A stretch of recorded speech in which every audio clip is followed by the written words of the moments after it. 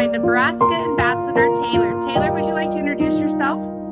I'm Taylor Steffensmeier, and I'm an LCDH and ECMO survivor. I'm 31 years old. Tell me a little bit about your journey with CDH. Start from the beginning. So I was born in a rural hospital. I was undiagnosed until I was born. My parents had no clue.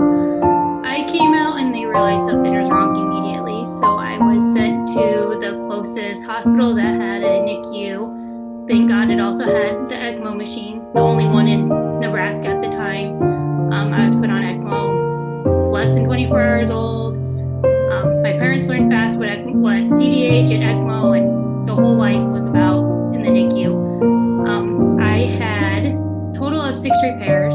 Thank God I only remember 2 of them. So my parents, bless them, were my rocks.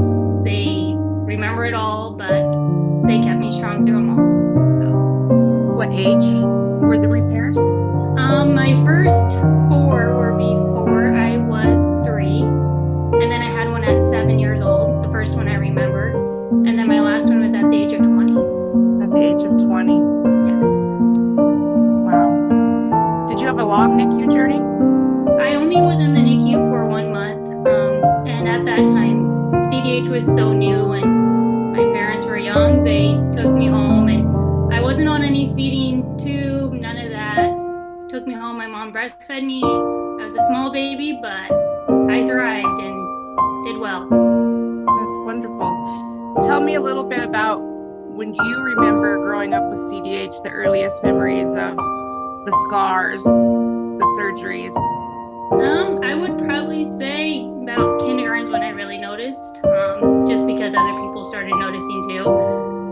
My mom always told me they were my battle wounds, and that's what made me beautiful and made me tough. And then when I got diagnosed when I was 7 with my new hernia, that's when she really sat me down and talked to me and told me how things were going to be and the process of surgery. And then that really, after that surgery, I realized what those scars really meant and that they really are battle wounds that made me be here today. So.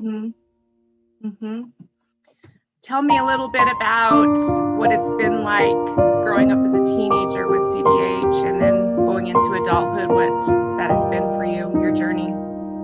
So as a teenager, I had a very normal teenage life. I guess you would say normal. I played softball. I always went to school, did junior high activities.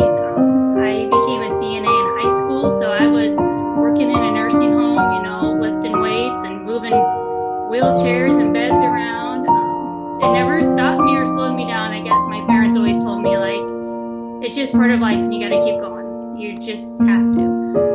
Went to college, and that's when I got diagnosed the last time, when I found the last hole. I got pretty sick when it was my sophomore year of college. So finally went in, gave it, and went and got a chest x-ray. My gut was telling me something was wrong that I didn't want to know. So got the chest x-ray, and that's when 2 doctors stood me in front of my x-ray and told me that I re-herniated again, that my stomach was in my chest. At that time, I just met this boy that I really liked. I was about to graduate from a community college and go on to nursing school. My life was going good. But I had to step back and get my body back into health. So at the age of 20, I had my repair. Was it the same children's hospital that did the repair, or did you have to transfer into adult care and find a different surgeon? At the time, it was the same surgeon that did 4 of my 6 repairs. He was a resident when I was born, so he's been there the whole time with me. My mom called him after he found out that my stomach was in my chest again, and he was willing to take me on even though I was 20 years old. And so I had my last surgery at the children's hospital where he worked. And he still, to this day, is following my case. Well, that's wonderful. Yeah. So what kind of aftercare are you doing? Are you doing yearly checks or? So we did yearly checks for, I did yearly checks for 6 years. I had my prayer at the age of 20, went on to nursing school, graduated nursing school, married the man that found out what CDH was shortly after he met me due to my last surgery. And we had a family. We had two beautiful, healthy children, thank God. During that whole time, my CDH doctor was following us. So he still had us do yearly x-rays just to make sure everything was looking well, especially since my last repair was a reverse latissimus dorsal repair. It was the only one he's ever done. I was an experiment. So he was kind of iffy. He said he was confident in his work, but he's still unsure of everything. So, and I was his first one to ever have a baby. So he kept a close eye on me. Everything to this day still looks good. That's good. What do you have to say to our moms that, are having these CDH baby girls, and they're wondering about their future? What would you tell them? I would tell them to teach them to reach for the skies and go for their dreams and don't let it slow them down. It is hard, and educate them, tell them to be aware of their bodies. I got to have two beautiful, healthy babies, but after our second one, we had 3 doctors set us down and tell us no more. They told us my body is done. I can't test my diaphragm anymore, and the results wouldn't be good if we had another one. So it was hard, but my mom reminded me, I wasn't supposed to be here, so having 2 miracles of my own is huge, and to take everything you can and go for it. Do you have any complications from being born with CDH? Do you suffer from asthma or scoliosis or any of those that we hear about? I don't. I have been very blessed.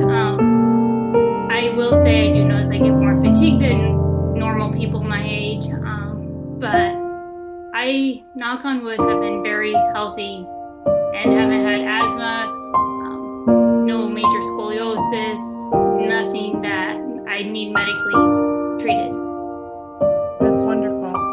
That's wonderful. Do you share your CDH journey with your kids? Have you shared what you went through to be here?